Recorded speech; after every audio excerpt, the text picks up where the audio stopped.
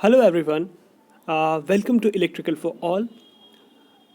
This is Avinav Rai and today we are going to discuss about overcurrent relay. जैसा कि हमने पिछले lectures में पढ़ा है, जो कि हम लोग प्रोटेक्टिव रिले के बारे में डिस्कशन कर रहे हैं बहुत दिनों से, तो हमने बहुत सारे रिले के बारे में देखा. अभी हम लोग स्पेसिफिक रिलेज के बारे में डिस्कशन करेंगे, लाइक ओवर करंट रिले क्या होता है, डिस्टेंस रिले क्या होता है, डायरेक्शनल रिले किसको बोलते हैं, डिफरेंशियल रिले क्या है. लेकिन इस लेक्चर में हम लोग जो देखने जा रहे हैं वो है सिर्फ और सिर्फ ओवर करंट रिले या ओवर करंट प्रोटेक्शन भी बोल सकते हो आप उसको, जिसमें दो अलग अलग टाइप के रिले हमको देखने हैं. एक है induction type over current relay और एक है induction type directional over current relay. Okay, और बाकी के जो बचे टॉपिक्स हैं डिस्टेंस रिले, डायरेक्शनल रिले और डिफरेंशियल रिले, ये हम लोग नेक्स्ट लेक्चर में डिस्कशन करेंगे. इसके बाद दो टॉपिक्स और बच जाएंगे आपका, एक स्टैटिक रिले और माइक्रो प्रोसेसर बेस्ड रिले, है ना. ये हम लोग उसके बाद लास्ट में डिस्कशन करेंगे क्योंकि वो बहुत इंपॉर्टेंट है, तो उन्हें पढ़ना ज़रूरी है. सबसे पहले देखते हैं ओवर करंट रिले क्या होता है ना. तो ओवर करंट रिले की बात अगर हम करें तो ऐसा रिले, नाम क्या है, ओवर करंट, है ना. तो नाम से ही हमको समझ में आ रहा है कि अगर करंट जो रेटेड वैल्यू से अगर ऊपर हो जाएगी तो मेरा रिले क्या होगा, एक्टिवेट हो जाएगा, है ना. तो यहाँ पे देखिए लिखा भी हुआ है, लोड करंट एक्सीड्स अ प्री सेट वैल्यू. जो हमने वैल्यू सेट की है, अगर उस वैल्यू से अगर हमारी लोड करंट एक्सीड हो जाए तब मेरा ओवर करंट रिले क्या करता है, ऑपरेट करता है. और जिस वैल्यू पे वो रिले ऑपरेट करता है उसको कौन सा वैल्यू बोलते हैं, पिकअप वैल्यू बोलते हैं, जो याद रखना है. ठीक है, तो नेक्स्ट लिखा है कि ये बहुत ही चीप और सिंपलेस्ट प्रोटेक्शन है. अगर देखा जाए तो कहाँ कहाँ यूज़ कर सकते हैं हम लोग इसको, डिस्ट्रीब्यूशन लाइन में, लार्ज मोटर्स में, पावर इक्विपमेंट्स में, इंडस्ट्रियल सिस्टम में, एट्सेट्रा एट्सेट्रा. ओके, नेक्स्ट अगर इसके टाइप्स के बारे में डिस्कशन किया जाए तो ये दो अलग अलग टाइप्स के आते हैं, है ना. एक है इंस्टेंटेनियस ओवर करंट रिले, जो इंपॉर्टेंट है उसके बारे में डिस्कशन कर रहे हैं हम लोग, इंस्टेंटेनियस ओवर करंट रिले. और दूसरा है inverse time over current relay. Inverse time के अंदर भी बहुत सारे अलग अलग हैं. तो सबसे पहले हम लोग इसके जो दो अलग अलग टाइप्स हैं उसके बारे में देखते हैं, फिर हम लोग जो यहाँ पे बताया गया है इंडक्शन टाइप ओवर करंट और induction type directional over current relay, उसमें हम लोग जाएंगे. तो according to time current characteristics के अकॉर्डिंग से ये दो अलग अलग ओवर करंट रिले हैं. एक है इंस्टेंटेनियस और एक है इन्वर्स टाइम, है ना. इंस्टेंटेनियस का मतलब क्या, ऐसा रिले जो एकदम इंस्टेंटली ऑपरेट करे, कोई भी फॉल्ट आए तो वो इंस्टेंटली एकदम ऑपरेट कर जाए, है ना. तो यहाँ पे अगर आप देख सकते हो, ये जो ग्राफ आपको दिख रहा है, इस ग्राफ में करंट की वैल्यू कितनी भी हो रही है लेकिन टाइम फिक्स है ना. वो 2 सेकंड पे ऑपरेट करेगा, मतलब 2 सेकंड पे ऑपरेट करेगा, ठीक है, चाहे करंट की वैल्यू कितनी भी हो जाए, है ना. तो इस टाइप के रिले जो एकदम इंस्टेंटली एकदम फिक्स टाइम पे ऑपरेट करते हैं उनको कौन सा रिले बोला जाता है, इंस्टेंटेनियस रिले बोला जाता है ना. तो अगर आप देखोगे तो इसमें कोई भी टाइम डिले नहीं होता, है ना. The contact of the relay are close instantly when the current inside the relay rise beyond the operational value, है ना. तो ये सारी बातें हैं. तो ऐसे रिले जो इंस्टेंटली ऑपरेट करते हैं उनको हम कौन सा रिले बोलते हैं, इंस्टेंटेनियस ओवर करंट रिले. और ऐसे रिले जो हम लोगों ने पढ़ चुके हैं, हम लोगों ने पढ़ लिया है, लाइक इलेक्ट्रोमैकेनिकल टाइप रिले जो हम लोगों ने इसके पहले पढ़ा था, इसके पहले वाले लेक्चर्स में, तो वही रिले को बोलते हैं हम लोग क्या, इंस्टेंटेनियस, है ना. लेकिन जब हम लोग बात करते हैं inverse time over current relay की, किसकी, inverse time over current relay की, तो अब देखिए ध्यान से अगर आप देखोगे तो करंट की वैल्यू, ये ऐसे रिले हैं जिसमें जितनी फॉल्ट करंट होगी, है ना. तो जैसे देखिए यहाँ पे फॉल्ट करंट सबसे ज़्यादा है, तो यहाँ पे टाइम क्या है, सबसे कम है, ठीक. फॉल्ट करंट कम है, टाइम ज़्यादा है, फॉल्ट करंट और कम हुई, है ना, टाइम और ज़्यादा हो गया, ठीक. तो जैसे जैसे फॉल्ट करंट बढ़ेगी, मतलब और मान लीजिए फॉल्ट करंट मान लीजिए आ गई 1000 एम्पियर, है ना, तो 1000 एम्पियर पे और जल्दी ट्रिप करेगा. अगर 100 एम्पियर है तो थोड़ा टाइम लेगा, है ना, क्योंकि करंट की वैल्यू बढ़ेगी तो वो ज़्यादा फॉल्ट आपके सिस्टम को पहुंचा सकती है. तो जितनी ज़्यादा अमाउंट ऑफ करंट होगी उतने जल्दी ये ऑपरेट करेगा, जिसका फ़ायदा यही है ना. इसमें कोई फिक्स टाइम नहीं है, जितनी करंट की वैल्यू होगी ये करंट की वैल्यू के अकॉर्डिंग ऑपरेट करेगा, इसलिए इसको inverse time over current relay भी बोला जाता है. है ना। तो यहाँ पे देख लीजिए क्या लिखा हुआ है डेफिनेशन के तौर पे। अगर हम जाएं, अगर आपसे पूछा जाए कि inverse time over current relay क्या है, तो आप क्या बोलोगे? The relay operates only when the magnitude of their operating current is inversely proportional to the magnitude of energising quantity, है ना। The operating time of relay decreases with increase in the current. अगर current की value increase करेगी तो आपका operating time जो है वो डिक्रीज करेगा। तो ये आप ग्राफ दिखा सकते हो वहाँ पे कि करंट की वैल्यू देखिए, यहाँ पे करंट की वैल्यू जैसे हम लोग एक्स एक्सिस में आगे की तरफ बढ़ रहे हैं, करंट की वैल्यू बढ़ रही है ना। मान लीजिए ये मेरी करंट की वैल्यू क्या है? मैक्सिमम है। तो मैक्सिमम करंट की वैल्यू पे मेरा जो टाइम है वो क्या है? मिनिमम है ना। जैसे जैसे करंट की वैल्यू घट रही है, टाइम और बढ़ रहा है ना। घट रही है, बढ़ रहा है, ठीक, घट रही है और बढ़ रहा है ना। तो ये सारी बातें हैं जो आप वहाँ पे दिखा सकते हो, ठीक। तो अगर एक फिक्स वैल्यू से अगर करंट की वैल्यू कम है तो ये पिकअप भी नहीं करता है, ठीक, ये पिकअप भी नहीं करता है। तो इसके अलग अलग टाइप्स भी हैं। The inverse time relay of, जो कि अलग अलग टाइप्स में आते हैं, है ना। अलग अलग 3 टाइप्स होते हैं इसके। वेरी इन्वर्स होता है, लेस इन्वर्स होता है, मिनिमम इन्वर्स होता है, ठीक है। तो नेक्स्ट हम लोग जो देखते हैं वो है ओवर करंट नॉन डायरेक्शनल, ठीक, जो कि induction type over current relay है। तो inverse time over current relay का जो फंक्शन है उसको अचीव करने के लिए, ठीक, जैसे इंस्टेंटेनियस ओवर करंट रिले के फंक्शन को अचीव करने के लिए हम लोग यूज़ कौन सा रिले करते हैं? Electromechanical relay. लेकिन अगर हमको inverse time over current relay का जो फंक्शन है उसको अचीव करना है तो हम लोग यूज़ करते हैं कौन सा relay? Induction type over current relay, है ना। तो इसमें 2 अलग अलग टाइप्स के हैं, एक है नॉन डायरेक्शनल और एक है डायरेक्शनल। तो इन बातों का ध्यान रखना है कि नॉन डायरेक्शनल का मतलब क्या है और डायरेक्शनल का मतलब क्या है, ठीक। तो पहले हम लोग ऑपरेशन देख लेते हैं, फिर लास्ट में समझेंगे कि डायरेक्शनल और नॉन डायरेक्शनल में क्या अंतर था, ठीक है।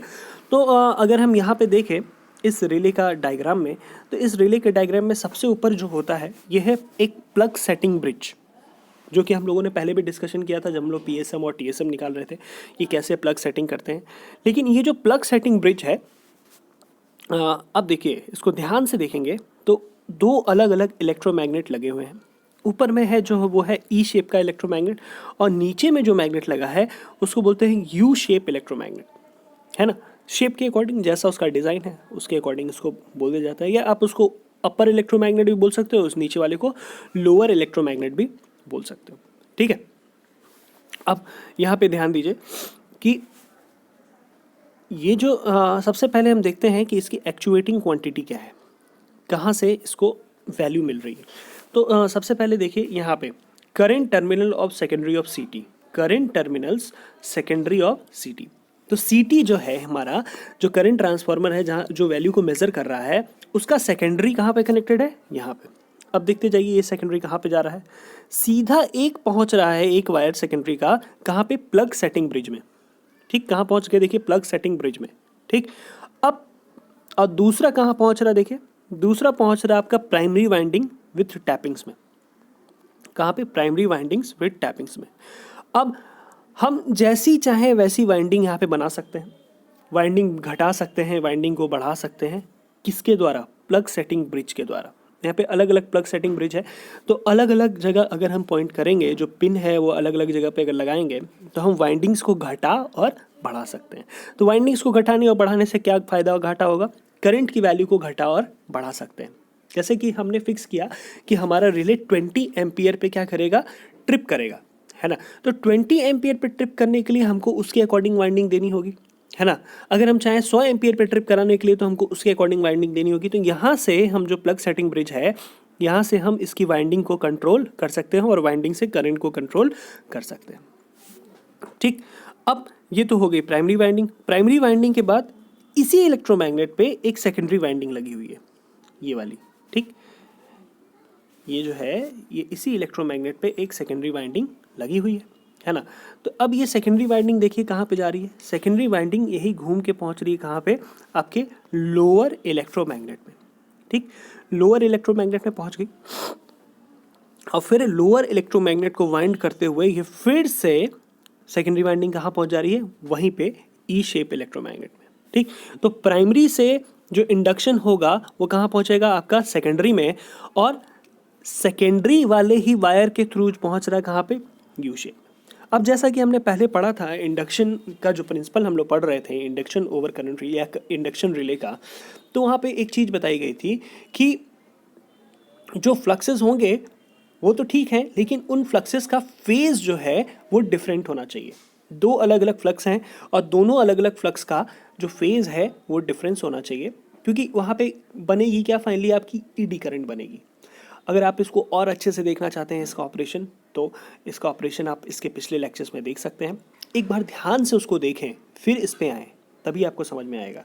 तो यहाँ पे सबसे पहले आपको बता दिया गया, तो करंट बनी आपकी प्राइमरी वाइंडिंग में, वहाँ से इंडक्शन हुआ, इंडक्शन करके पहुंची कहाँ पे, सेकेंडरी वाइंडिंग में, सेकेंडरी वाइंडिंग में फिर से करंट बनी और करंट बन के कहाँ पे पहुंची, आपकी लोअर इलेक्ट्रोमैग्नेट में। लोअर इलेक्ट्रोमैग्नेट में पहुंचने के बाद फिर से वहाँ पे क्या हुआ, इंडक्शन हुआ और इंडक्शन के कारण आपकी मैग्नेटिक फील्ड बनी, ऊपर एक मैग्नेटिक फील्ड bनी और मेरा डिस्क रोटेट करना स्टार्ट किया।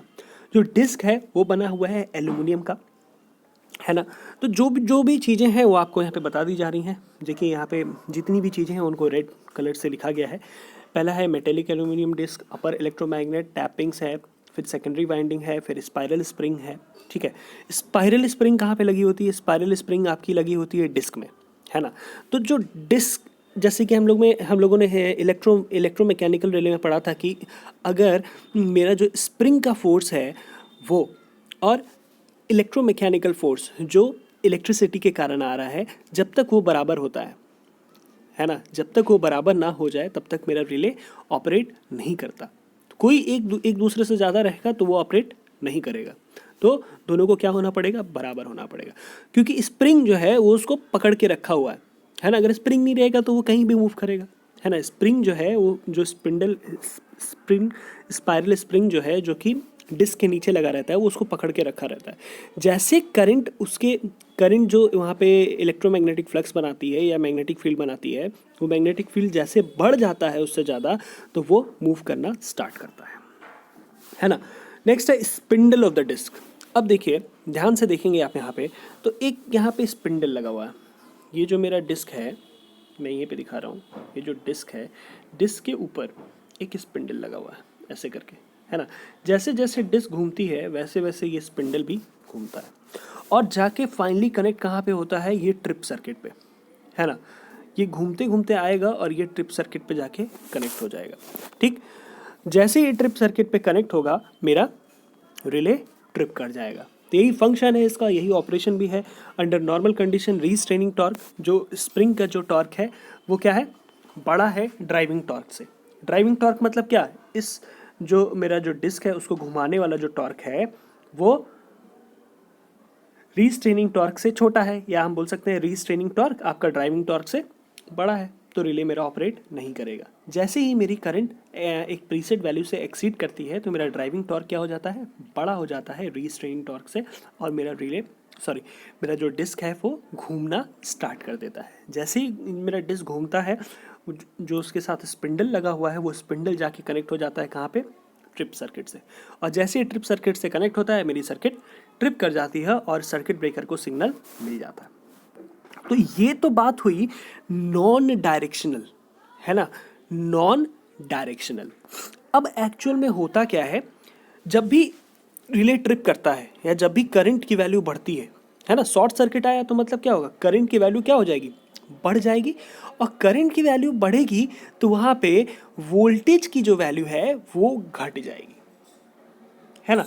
और वोल्टेज की वैल्यू अगर घटेगी तो मेरे रिले को इतना पावर नहीं मिलेगा कि वो ऑपरेट कर पाए, वो डिस्क को या आपके इलेक्ट्रोमैग्नेट को एनर्जाइज कर पाए। अगर वोल्टेज की वैल्यू घट जाएगी तो वोल्टेज की वैल्यू घटेगी तो ये एनर्जाइज नहीं कर पाएगा। प्रॉब्लम यही है। तो इस प्रॉब्लम को दूर करने के लिए, है ना, इस प्रॉब्लम को दूर करने के लिए भी, और एक और दूसरी जो प्रॉब्लम है, हाँ, जो दूसरी प्रॉब्लम है वो है कि जब भी फॉल्ट आता है, इन केस ऑफ फॉल्ट, यहाँ पे आपको दिखाया गया है, देखिए, जब शॉर्ट सर्किट आता है तो there is a tendency for current और power to flow in reverse direction, है ना। जिस डायरेक्शन में पावर आ रहा था उस डायरेक्शन में ना फ्लो होकर के वो रिवर्स डायरेक्शन में फ्लो करना चाहता है। ठीक है। तो ऐसे कंडीशन में हमारा जो नॉन डायरेक्शनल रिले है वो ऑपरेट नहीं कर पाता, क्योंकि वो सिर्फ एक ही डायरेक्शन में ऑपरेट कर रहा है ना, वो एक ही डायरेक्शन को समझ पा रहा है।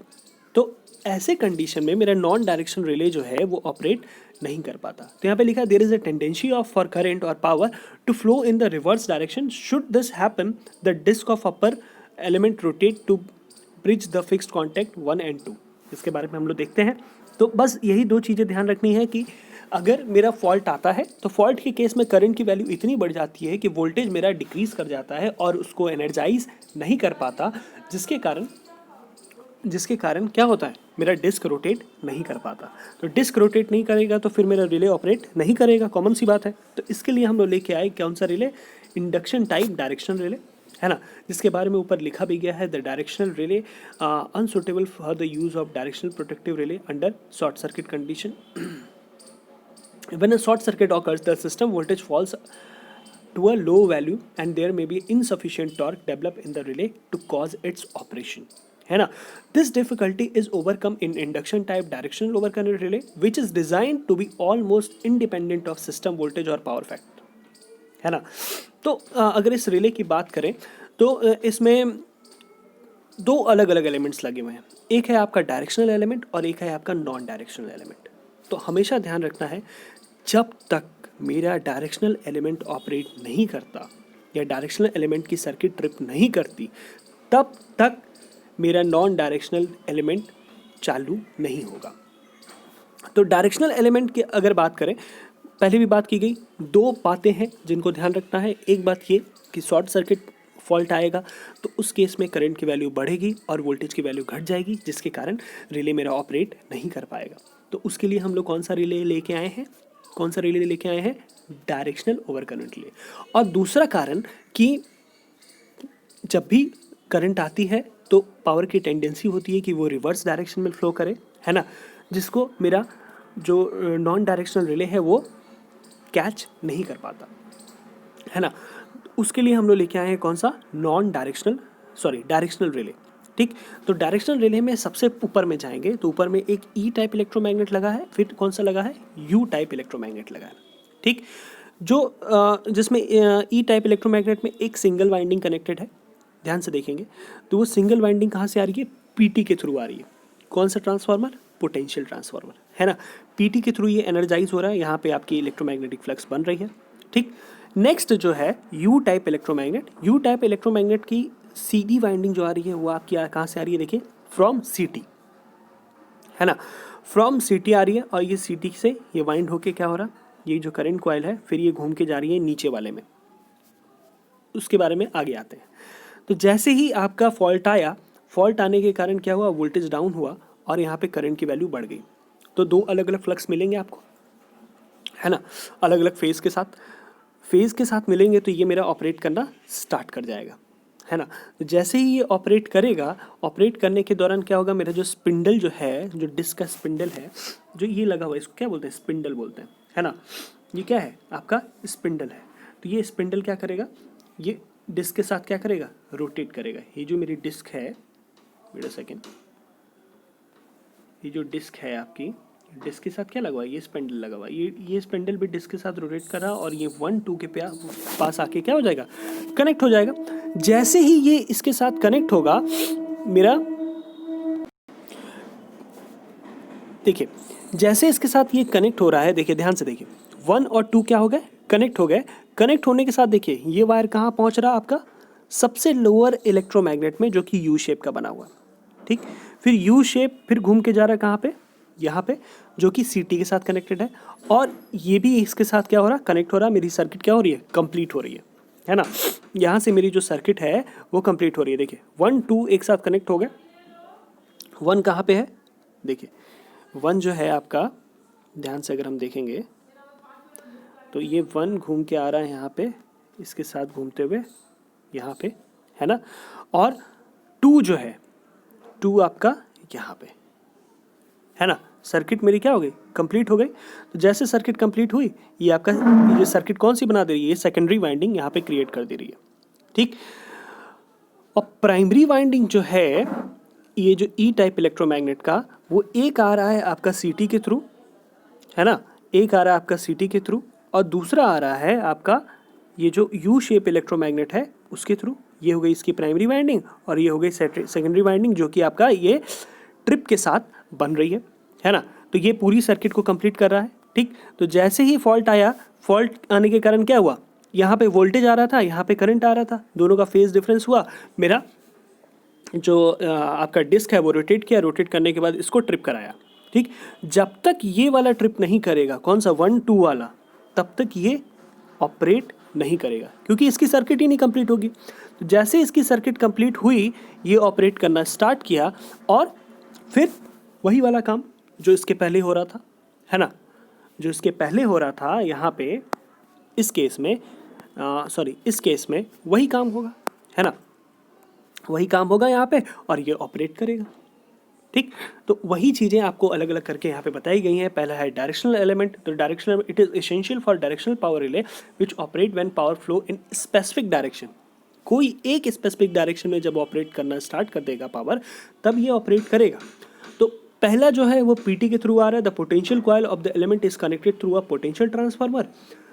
The current coil of the element is energise through CT by the, क्योंकि इसमें देखिए दो अलग अलग कॉइल्स लगी हैं, एक है पोटेंशियल कॉइल और एक है आपकी करंट कॉइल, ठीक। तो पोटेंशियल और करंट कॉइल जब दोनों लग जाएंगी तब बात आ जाएगी किसकी, पावर की, क्योंकि यहाँ पे वोल्टेज भी है और करंट भी है ना। तो ये आपको बताएगा कि भैया पावर किसी एक डायरेक्शन में फ्लो कर रहा है ना, किसी एक स्पेसिफिक डायरेक्शन में फ्लो कर रहा है, ठीक। तभी ये ऑपरेट करेगा, अदरवाइज ये ऑपरेट नहीं करेगा, ठीक। The potential coil of the element is connected through a potential transformer of the system. The current coil of the element is energized through the CT. Common सी बात है। This winding is carried over the upper magnet of non-directional element. उसके बाद दो trip coil लगी है आपकी यहाँ पे 1 and 2, जिसके बारे में हम लोग डिस्कशन किया, है ना। Therefore the later element cannot start to operate until the secondary circuit is completed. तो जो नीचे वाला E टाइप इलेक्ट्रोमैग्नेट है उसकी सेकेंडरी सर्किट किससे कंप्लीट हो रही है, जो 1 और 2 करके आपके ट्रिप कॉन्टैक्ट्स लगे हुए हैं, ठीक। तो जब तक उसकी सेकेंडरी जो सर्किट है वो कंप्लीट नहीं होगी, तब तक मेरा नीचे वाला जो non directional element over current relay है वो ऑपरेट नहीं करेगा, ठीक।